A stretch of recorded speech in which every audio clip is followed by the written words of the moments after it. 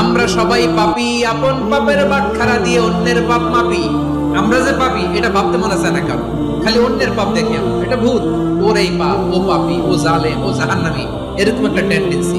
আমার যে কি হালাত এটার খেয়াল নাই।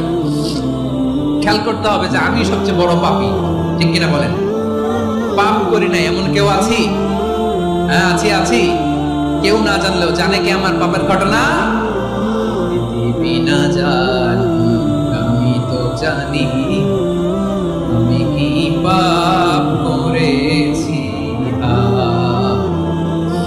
আমার কলেজার টুকরা ভাইয়েরা, মাথাটাকে নিচু করে জীবনের সব গুনার ফিরিস্তিগুলো একটা একটা করে স্বীকার করে আল্লাহরে বলেন, আল্লাহ আমি পাপী,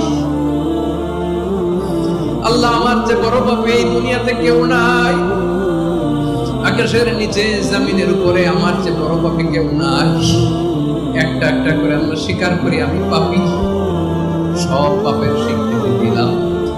বিনা জানি তো জানি আমি কি পাপ করেছি। আমার পাপের করলে বিচার, বাঁচার আমার নাই উপায়। দয়াময় তুমি মাফ করো আমায়, মাফ করো। আল্লাহ তাআলা যদি দয়া করে আমাদেরকে মাফ না করে, আমাদের বাঁচার কোনো উপায় নাই। আপনি কি ভেবেছেন আপনার নামাজ দিয়ে আপনি জান্নাতে যাবেন? তাহাজ্জুদ গুজা সেজদা দিতে দিতে কপালে দাগ ফেলেছেন, এটা আপনারা জান্নাতে নেবে না। আপনি এলাকার সবচেয়ে বড় হাতেম তাই দানশীল, এই দানের ভরসায় বসে আছেন।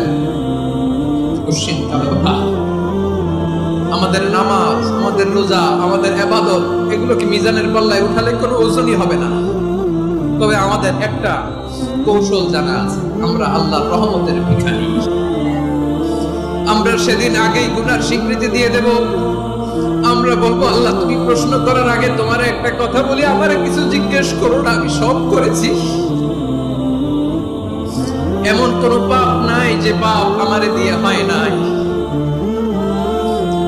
তোমার রহমত দিয়ে তুমি জান্নাতে পাঠাবা, তোমার দয়ায় জান্নাতে যেতে চাই, আমল দিয়ে না। পারবেন বলতে? কিয়ামতের দিন আমরা বলবো, আল্লাহ আমার আমল দিয়ে জান্নাত চাই না, আমি তোমার দয়া দিয়ে জান্নাত চাই। তোমার দয়া ছাড়া আমার কোনো উপায় নাই। কারণ আল্লাহ যদি বিচার করে বাঁচার কারো উপায় নাই। আল্লাহ যদি